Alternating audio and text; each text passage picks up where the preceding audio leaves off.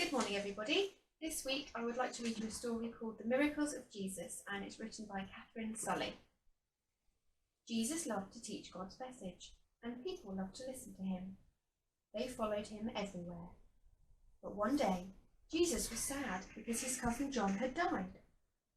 Jesus got on a boat to rest and pray. When he came back to shore, the people were still waiting for him. Jesus welcomed them. He started to teach and heal the sick people. All day Jesus spoke to the crowd. When evening came, the disciples said to Jesus, "It's late, and these people are far from home. Send them away to buy some food." "You can give them some food," replied Jesus. "That would cost too much," the disciples grumbled. "Go and find out how much food we have," Jesus told his disciples. The disciples went off among the crowd. They came back with a boy who had 5 loaves and 2 fish. 5 loaves and 2 fish. It's only enough to fill 1 dish. This won't be enough to feed the crowd, they said. There must be 5,000 people. Jesus told his disciples to sit everyone down in groups. Jesus took the 5 loaves and 2 fish and thanked God for the food. Then he divided the food into baskets for each of the disciples. The disciples shared the food among the people. Everyone ate as much as they wanted. Crunch, munch, yum. After everyone had eaten, the disciples collected up the baskets. When they came back, the 12 baskets were full of food. They couldn't believe their eyes. Later, Jesus and his disciples went down to the lake. They were going to a town on the other side. The disciples climbed into the boat, but Jesus stayed behind.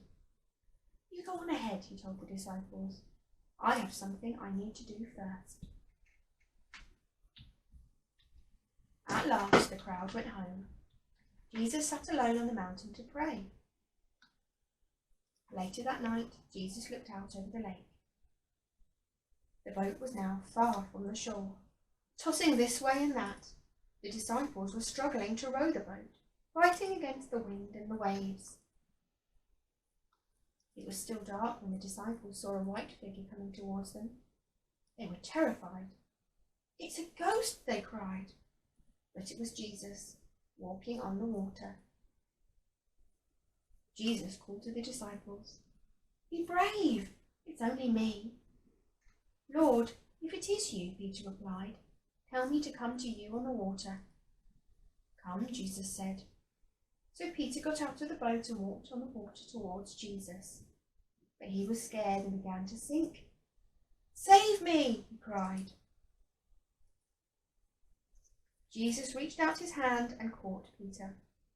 "Did you doubt that God would save you?" Jesus asked. As they climbed back into the boat, the wind died down. The disciples were amazed. "You really are the Son of God," they said to Jesus.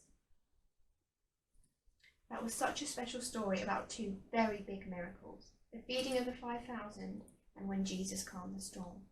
But it's always important to remember that sometimes what might seem like the smallest of miracles will have the biggest impact.